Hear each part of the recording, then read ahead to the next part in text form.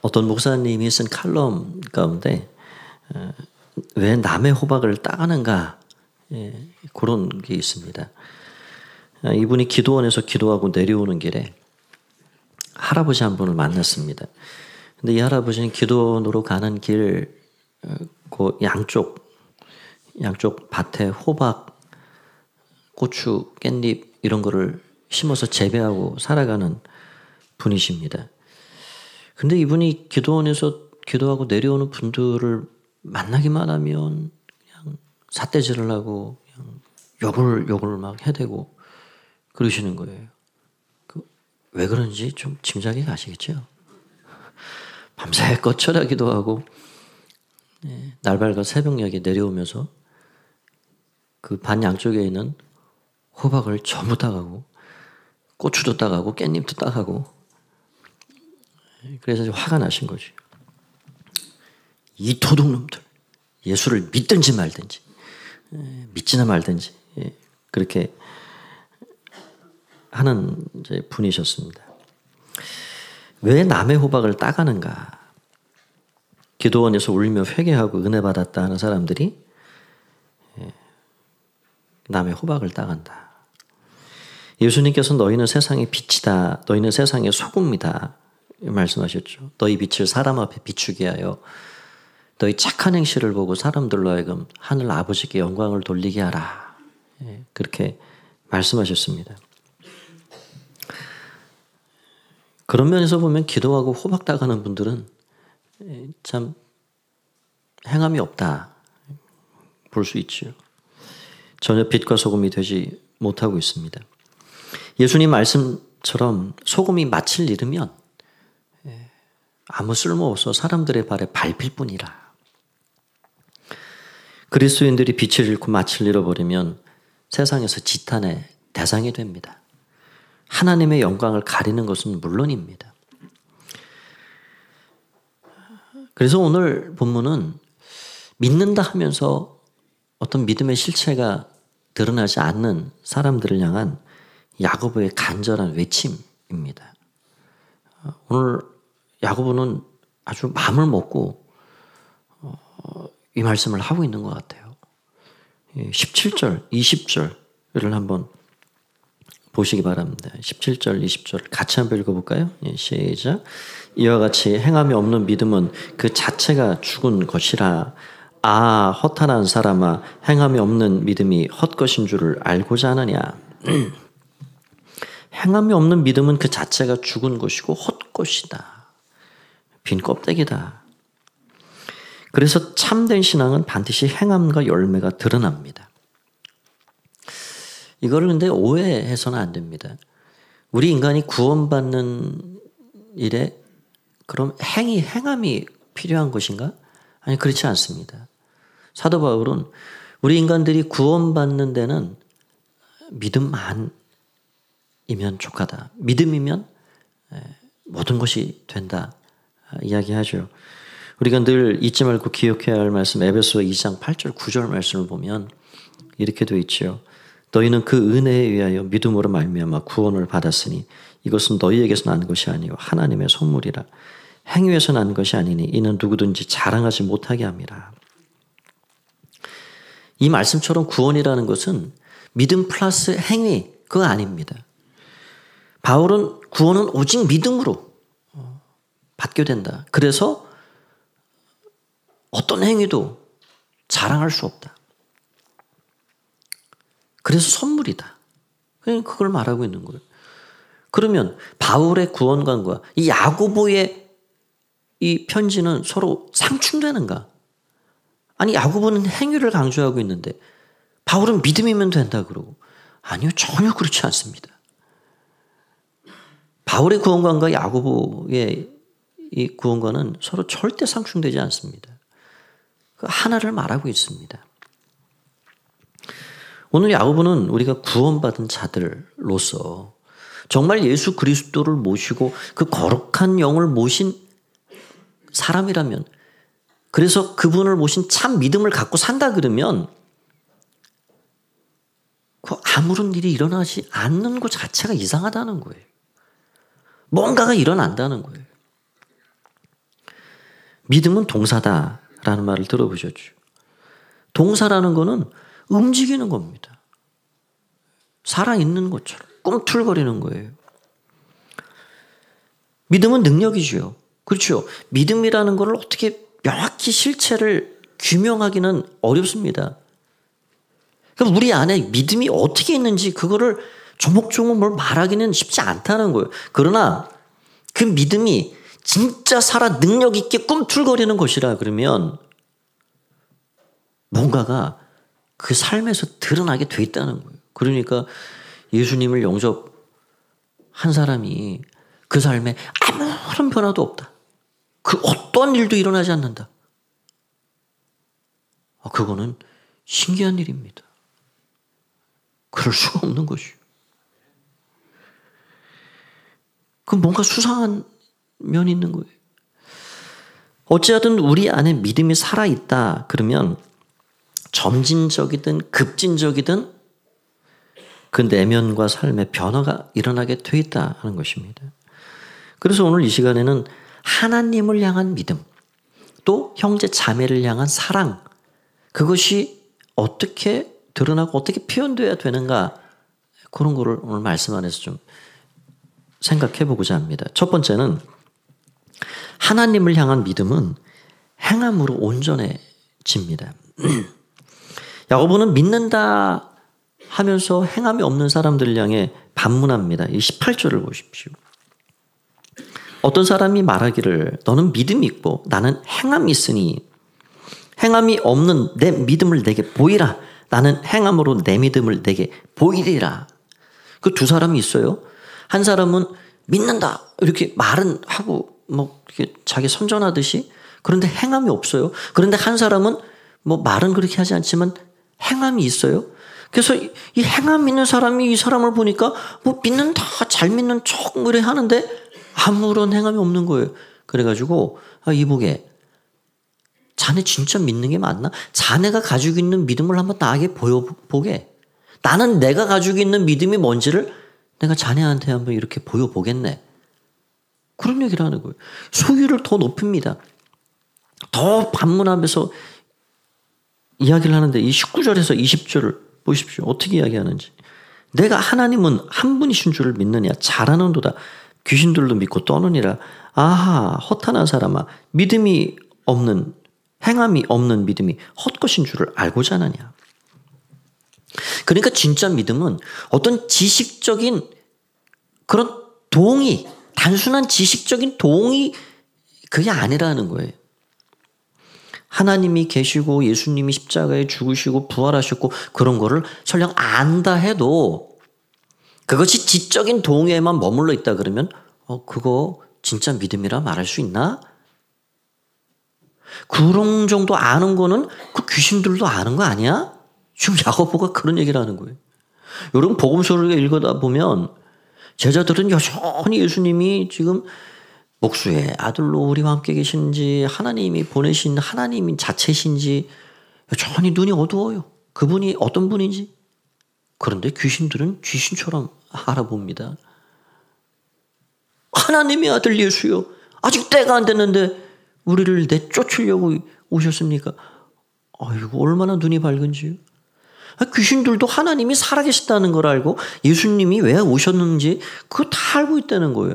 그거 믿고 떠든다는 거예요. 그렇게 치면 귀신이 더 믿음이 좋은 거죠. 그러나 진짜 믿음은 지적 동의가 아니라 그 삶으로 드러나는 어떤 열매와 행위까지 표현되는 것이 진짜 믿음이다 하는 것을 이야기하고 있는 것이죠. 그러면서 두 사람을 언급하고 있는데 한 사람은 아브라함이고 한 사람은 라합입니다. 아브라함을 생각해 보시죠. 하나님께서 아브라함을 갈대아우로 하란 땅에서 그렇게 불러주셨습니다. 내가 너로 큰 민족을 이루게 하겠다. 그러면서 하늘의 별도 보여주시고 아브라함이 그걸 믿었어요. 아, 하나님이 진짜 그렇게 하실 모양이구나. 그걸 믿었어요, 딱. 그러면 큰 민족이 되려면 어떻게 해야 됩니까? 그때 아브라함이 부름받은 나이가 75세란 말이죠. 그 안에 사라 나이는 65세입니다. 그러면 사라가 출산할 수 있을 때가 뭐 그때는 훨씬 연령이 오랜 기간을 살았던 기간이니까 그 폐경이 언제 오는지는 모르지만 빨리 낳아야죠. 하나님이 큰 민족을 이루겠다가 약속을 주셨으면 그 다음에 한 명, 또 그 다음에 한 명, 그 아이들이 자라가지고 또 자식 낳고 또 자식 낳고 또 자식 낳고 아니 그래야 큰 민족이 될 거 아니에요. 여러분 한 사람이 민족이 된다는 게 그게 얼마나 어려운 일입니까? 아니 그런데 1년 지나고 2년 지나고 뭐 10년 지나고 20년 지나도 깜깜무소식이에요. 이미 사라의 태 경수는 끝나버렸습니다. 아브라함이 100세가 됐어요. 사라 나이 90세가 됐어요. 모든 가능성이 이제 제로예요, 제로. 그런데 하나님께서 진짜 말씀하신 대로 이삭 아들을 주셨죠. 그러고 나서 한 10여 년 흐른 것 같아요. 이삭이 자기 나무찜 쉬고 갈 정도 되니까 한 10대쯤 되는 것 같아요. 그 얼마나 그 100세에 낳은 하나뿐인 자식이 얼마나 그 참 애주중지 귀한 아들이에요. 그런데 하나님 어느 날 야, 너 이삭 바쳐봐라. 그거를 바치라는 게 뭐냐면 그 제단을 쌓아놓고 거기 장작개비 올려놓고 그거 제물로 드리라는 거예요. 죽이라는 거예요. 네 손으로 네 아들 죽여 나한테 드려. 그게 바치라는 겁니다. 이 기록처럼 황당한 일이 어디 있습니까? 하늘이 꺼져도 10번 꺼질 일이지요. 이거야말로 테스트입니다. 아브라함이 진짜 하나님을 신뢰하고 있는가? 하나님 말씀을 정말로 믿고 사는가? 그냥 드러나게 돼 있는 거예요. 숨겨놓고 난 못합니다. 이게 말이 됩니까 하나님? 그러면 하나님을 그렇게 100% 신뢰한다고 볼 수 없어요. 그런데 진짜 하나님 말씀은 이해되지 않지만 그대로 한다 그러면 아브라함은 진짜 믿는 거예요. 진짜로. 그래가지고 아브라함이 어떻게 했습니까? 진짜 끌고 3일 길을 가가지고 모리아산에 제단을 쌓아놓고 장작 올려놓고 그 10대가 넘은 아들을 꽁꽁 묶어놓고서는 칼을 들여 올렸어요. 그랬더니 하나님이 급해지셨습니다. 하나님이 깜짝 놀라셨다고. 아브라함아 당장 내 손에서 칼을 내려라. 그렇게까지 할 걸 하나님도 모르셨는지. 야, 내가 진짜 내 마음 이제 알았다. 너 진짜였구나. 너 나를 말로만 믿는다. 너 생각으로만 믿는다. 그거 아니었구나. 너 믿음 진짜였네. 내 마음 진짜였네. 이제 알았다. 이제 알았다. 빨리 칼 거두고 아들 풀어내. 그러고 옆에 있는 뿔 걸린 어린 양을 대신 잡아 제사를 드리게 된 거죠. 그러니까 아브라함이 지금 하나님 앞에 의롭다함을 인정받은 것이 뭐냐면 하늘의 별을 보여주셨을 때 그걸 철떡같이 탁 믿었거든요. 아멘입니다. 하나님 하신다 그러면 할 줄 믿습니다. 거기서 의롭다함을 받았는데 이삭을 진짜로 죽여서 제물로 드리려고 하는 그것을 완성이 됐다 하는 거예요. 내 믿음이 진짜였구나. 또 말로만 그런 게 아니었구나. 그거를 지금 야고보가 설명하고 있는 겁니다. 여기 말씀 21절에서 24절을 보십시오. 우리 조상 아브라함이 그 아들 이삭을 제단에 바칠 때 행함으로 의롭다 하심을 받은 것이 아니냐. 내가 보거니와 믿음이 그의 행함과 함께 일하고 행함으로 믿음이 온전하게 되었느니라. 이에 성경이 이른바 아브라함이 하나님을 믿으니 이것을 의로 여기셨다는 말씀이 이루어졌고 그는 하나님의 벗이라 칭함을 받았으니 이로보건대 사람이 행함으로 의롭다 하심을 받고 믿음으로만은 아닙니다. 그러니까 믿음의 실체라는 게 그게 진짜 믿음, 진실한 믿음이라 그러면 그게 그 믿음이 눈에 보여지는 어떤 행위와 행동으로 드러나게 된다는 거예요. 두 번째 사람은 기생 라합입니다.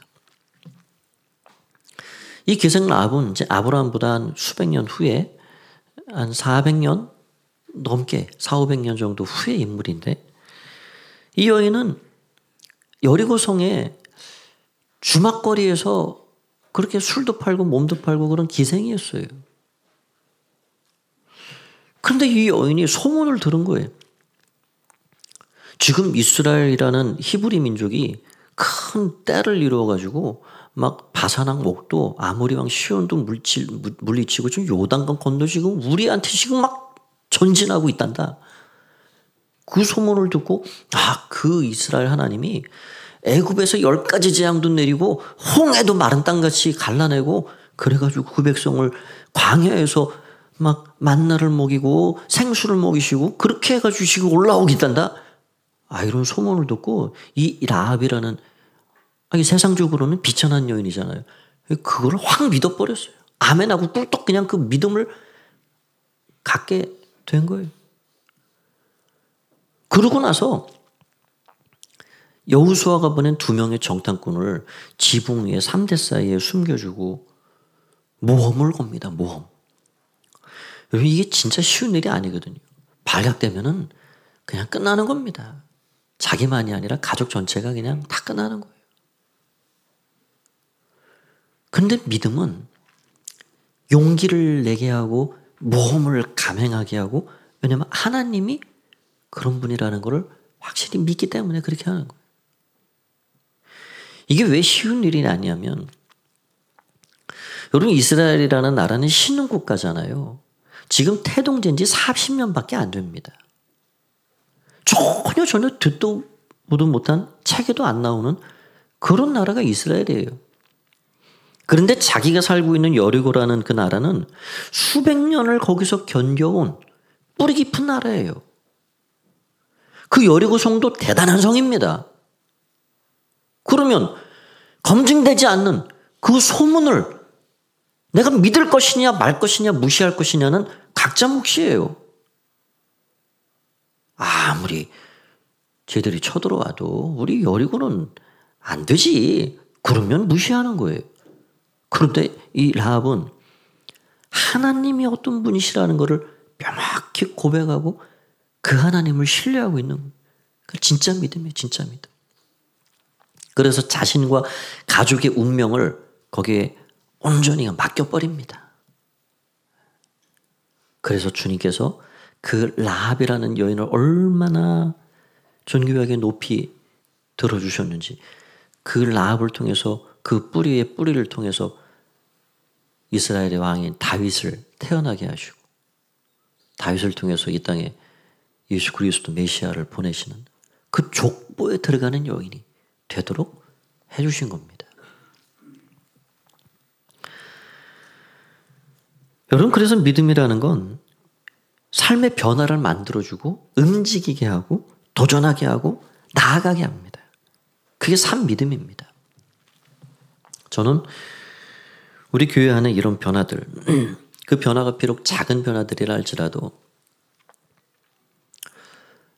이렇게 많은 분들을 보면서 성장하고 계시구나. 그런 걸 보면 너무 하나님께 감사드려요. 주님께서 우리 목장 가운데 우리 교회 가운데 정말 함께 하셔서 하나님이 하실 일을 하고 계시구나. 전에는 성경 한 번 읽기가 그렇게 힘들고 안 되던 분들이 목장에서 같이 성경을 읽으니까 성경을 읽는 삶이 돼요. 전에는 기도 해봐야 그냥 내 기도 그냥 찔끔찔끔하고 말하고 그러고 했던 내 삶이었는데 이젠 누군가의 기도의 제목을 붙잡고 목원들의 기도의 제목을 같이 기도해요. 그것도 내 문제가 아닌 누군가의 그 아픔과 고통을 부여안고 눈물까지 흘리고 누군가에게로부터 받은 그 섬김을 통해서 나도 예수님처럼 나도 이제는 섬기는 사람이 되어야 되겠다.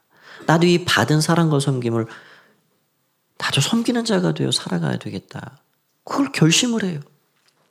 여러분 이런 것들이 이게 작은 변화일까요? 아닙니다. 결코 작지 않습니다.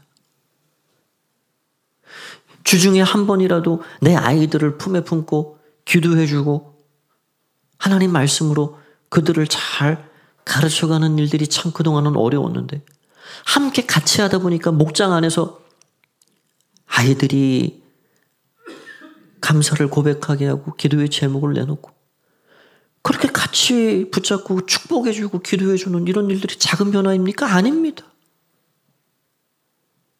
큰 변화입니다. 저와 여러분 안에 이 믿음이 있기 때문에, 이 살아있는 꿈틀거리는 믿음이 있기 때문에 이런 일들이 일어나고 있는 거예요. 바라기는 저 여러분 안에 이 산믿음, 우리의 삶에서 드러나는 살아 역사하는 꿈틀대는 믿음이 더 충만한 자들이 되기를 소원합니다. 이 믿음이 소중한 것이 하나님 기뻐하시는 믿음입니다. 두 번째로 진정한 사랑은 행함 믿는 사랑이라 하는 겁니다. 믿음이 하나님을 향한 것이라면 사랑은 사람을 향해 있는 것입니다. 그런데 이 사랑도 믿음과 똑같은 원리 속에 있는 거예요. 미국 남부의 어느 도시 교회에 유명한 강사 목사님이 오셔서 부흥회를 인도했답니다. 집회 중에 사람들을 청해서 간증을 하도록 했습니다. 그런데 어떤 부인이 앞으로 나와서 간증을 하는데 저는 예수님 안에서 평안합니다. 어떤 어려움이 앞으로 와도 저는 감사 생활을 할 것이고 이 평안을 가지고 살아갈 것입니다. 그렇게 감동적인 그런 간증을 했습니다. 그런데 웬일인지 강사 목사님이 그 부인에게 물어보는 거예요. 부인, 참으로 훌륭한 간증입니다. 그런데 그렇게 예수님을 모시고 감사 생활을 하시는데 가정생활은 어떠십니까? 남편에게 잘하십니까? 남편에게 순종하십니까? 아이들을 믿음으로 잘 양육하십니까? 그걸 물어본 거예요. 그랬더니 그 교회 담임 목사님이 벌떡 일어나더니 강사를 향해 소리쳤습니다. 강사 목사님, 저 부인 혼 좀 내주세요. 저 사람이 제 집사람입니다. 네. 제 아내는 집에서도 잘합니다. 네. 이 사람들이 교회에서 보는 모습하고 집에서 나타나는 모습하고 이렇게 다를 수가 있어요. 집에서 잘하시기 바랍니다. 그게 진짜 잘하는 거예요. 여러분, 교회에서는 좀 포장이 되지요. 저도 포장을 좀 해야 되고 여러분도 포장을 좀 하셔야 돼요. 집에서는 포장할 게 뭐가 있어요? 아이들이 보는 눈이 다 정확하고 내 배우자가 보는 눈이 다 정확한 거예요. 그래서 오늘 그러한 일환으로 야고보가 무슨 말을 하고 있냐면 여기 15절 16절을 보십시오. 15절 16절을 같이 한번 읽어보겠습니다. 시작. 만일 형제나 자매가 헐벗고 일용할 양식이 없는데 너희 중에 누구든지 그에게 이르되 평안히 가라, 덥게 하라, 배부르게 하라 하며 그 몸에 쓸 것을 주지 아니하면 무슨 유익이 있으리요. 교회 공동체에 어떤 이가 왔다는 거예요. 그런데 되게 가난하고 헐벗은 이가 들어왔습니다. 그런데 우리는 사실 믿음 생활을 오래 이렇게 해오면 이게 좀 습관적으로 나오는 말들이 있어요. 아이고, 기도해 드릴게요. 기도해 드릴게요. 물론 그게 좋은 말입니다. 그렇게 하겠다는 게 얼마나 귀한 일이에요. 그런데 기도해 드릴게요. 당신 가서 음식도 좀 사드시고 옷가게 가서 좀 추워 보이는데 옷도 좀 사 입으시고 이 겨울에 그 뭐하고 그렇게 있어요. 그렇게 좀 배도 부르게 하고 좀 추위도 가리고 그러고 가십시오. 제가 기도해 드릴게요. 잘 가십시오. 그러고 사람을 보내면 안 된다는 거예요. 물론 지금 우리가 살아가기는 우리 환경에서는 이렇게 절박하고 지금 당장 내가 뭘 주지 않으면 뭐 굶어 죽을 분들이 계시거나 그런 상황은 아닙니다. 그러나 우리가 우리의 형제 자매를 대할 때 지금 당장 그들의 필요가 뭔가? 그냥 기도해 드릴게요. 기도는 당연히 우리가 해야죠. 그런 당장 그들의 필요가 뭔가를 잘 살필 줄 알아야 돼요. 그리고 그 필요를 채워줄 수도 있어야 돼요. 지난주에 우리 교회 1년에 한두 번 오시는 분이 오셨습니다. 이게 뭐 보신 분들도 계시겠지만, 이분을 제 노숙자이신지 아닌지 잘 모르겠어요. 하여튼 제가 밥도 먹으면서 이제 몇 번 이야기도 나누고 했는데, 작년 가을인가 그때도 오셔가지고 이분이 또 오시면 예배를 또 잘 드리셔요. 예배 잘 드리고 이제 여기 바깥에 기다리고 있습니다, 저를. 그리고 이제 점심시간이니까 식사하시러 가십시다. 그래가지고 이제 그 식당에 이제 모시고 그래 가는데, 그때도 뭐라 그러셨냐면 통영을 가셔야 된대요. 가서 일자리가 생겨서 통영 가서 일을 해야 되니까 목사님 차비 좀 달라는 거예요. 그래가지고 그러시냐고. 그때도 제가 무슨 말씀 드렸냐면, 이게 제가 이제 딱 보면 이렇게 이제 보이잖아요. 이분이 뭐 진짜 차비가 필요한지 뭔지. 이게 전에도 제 여러 번 오셨다 그런 이야기도 듣고 해서, 아이고 선생님 그렇게 계속해서 이렇게 그 사시는 게 그 얼마나 그 안정이 안 됩니까? 이제는 안정되게 좀 사시면 좋겠다고. 믿음도 있는 것 같아요. 교회도 정하셔서 신앙생활도 좀 잘하시고, 어디 사시는지 저쪽 어디 산호동 쪽인가 사신다 그러는데,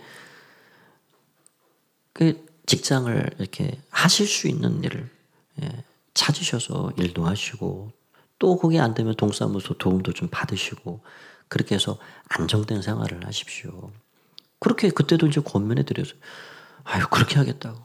일이 생겨서 이제 그렇게 할 수 있다고. 다음에는 안 오겠다고.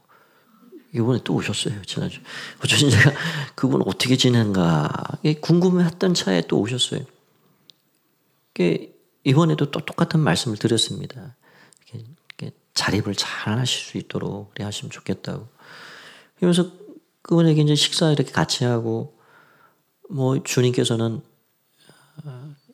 필요한 자에게 빈손으로 돌려보내지 말라 말씀하시니, 그래서 때로는 2만 원도 드리고 3만 원도 드리고, 그래서 이렇게 돌려보내고 합니다. 이번에도 다음에 절대로 안 올 거라고. 또 오시라고. 오셔도 됩니다. 뭐 1년에 2번 오시든 3번 오시든 뭐 드릴 수 있죠. 그러나 안정을 찾고 그렇게 자립할 수 있는 길이 필요하다. 그런 생각이 들어옵니다. 여러분, 상황이 절박한 사람이라 그러면 당장 필요한 것을 공급해 주는 일이 필요합니다. 이것도 믿음과 똑같은 원리예요. 사랑도 행함으로 온전해 주는 거예요. 그런데 이런 사랑이라는 게 사람마다 느끼는 그 포인트가 다릅니다.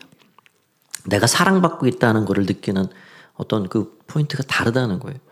게리 체프먼이라는 사람이 5가지 사랑의 언어라는 책에서 이걸 잘 정리해 놓았습니다. 어떤 이는 말로 사랑받고 있다는 감정을 많이 느낍니다.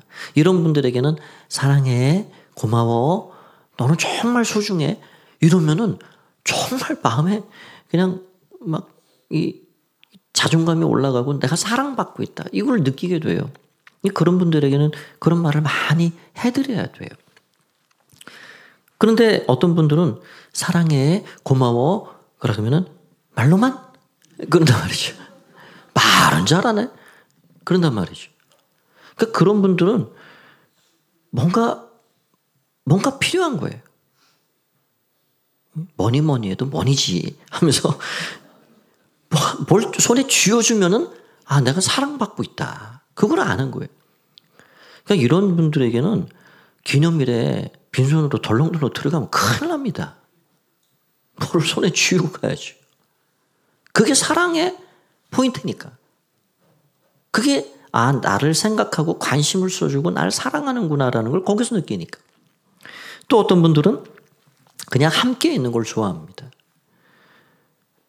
그냥 함께 시간을 보내고 산책하고 대화하고.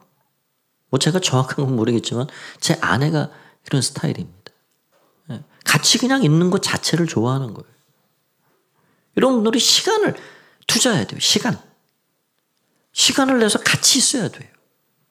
그게 사랑받고 있다 느끼는 것이죠. 네 번째로는 실질적인 행동을 기대하는 것입니다.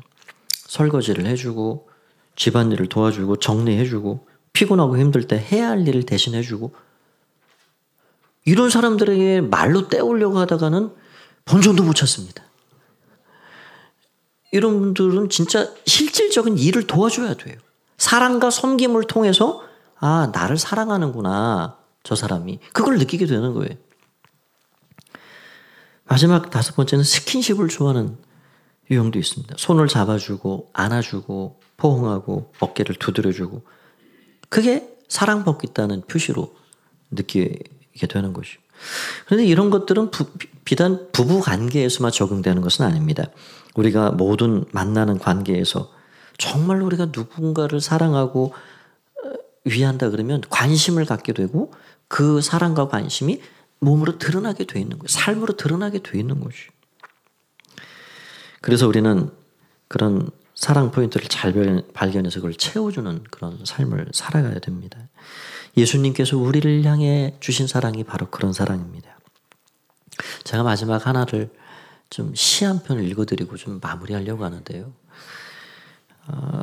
이 시를 지으신 분은 그 강원도 평창 그 산자락에서 그 노숙인들을 재활시키고 그들을 자립시키고 예배를 드리고 기도해 주시고 그런 사역을 하는 분입니다. 그 산자락에 굉장한 그런 사역을 하고 계세요. 이주연 목사님이라는 분인데 이분의 시나 그 짤막한 글을 읽으면 정말 너무 참 좋다. 영혼이 맑아진다. 그런 느낌을 받아요. 이분이 쓴 시 중에 삶으로 보여주신 예수님이라는 시가 있습니다. 제가 한번 읽어드리겠습니다. 당신께서 지는 노를 바라보며 쓸쓸히 갈릴리 바닷가를 거닐지 아니하셨다면 나는 당신을 모른다 하였을 것입니다. 비록 당신이 그 도로 선하신 분일지라도 당신께서 민족의 피를 빠는 반역자 삭개오를 반가이 맞으며 그 집으로 들어가지 아니하셨다면 나는 당신을 따라 나서지 않았을 것입니다. 비록 당신이 나를 찾아 그 먼 곳에서 오셨을지라도 당신께서 가늠하다 잡혀온 여인을 돌로 치려는 자들로부터 구하지 않으셨다면 나는 당신을 사랑하지 못했을 것입니다. 비록 당신이 거룩한 사랑이실지라도 당신께서 들에 핀 꽃 한 송이를 보고 솔로몬의 영화보다 더한 것을 노래하지 않았다면 나는 당신을 영혼의 스승으로 모시지 못했을 것입니다. 비록 당신이 만물을 지으신 분일지라도 당신께서 죽은 아사로를 보고 눈물을 흘리지 않으셨다면 나는 당신을 생명의 주로 모시지 못했을 것입니다. 비록 당신이 죽은 자를 살리셨을지라도 당신께서 한 여인이 옥합을 깨어 머리털로 닦을 때 그를 용납하지 않으셨다면 나는 당신을 나의 사랑으로 받아들이지 못했을 것입니다. 비록 당신이 참사랑이실지라도 당신께서 겟세마네에서 피를 토하며 나의 원대로 마옵시고를 구하지 않으셨다면 나는 당신 가신 길을 따라 나서지 못했을 것입니다. 비록 당신이 무덤에서 나오셨을지라도 이 밤도 내 영혼은 산중에서 겟세마네에서 서성이시다가 기도하시는 당신의 음성에 귀를 기울이고 조용히 새벽을 기다립니다. 예수님은 말과 혀로만 내가 너 사랑한다 하지 않으셨습니다. 십자가는 우리에게 우리를 향한 그분의 그 사랑의 진실함, 깊이, 마음 그것을 보여준 것입니다. 진짜 사랑. 그 사랑은 지금도 변함없는 사랑.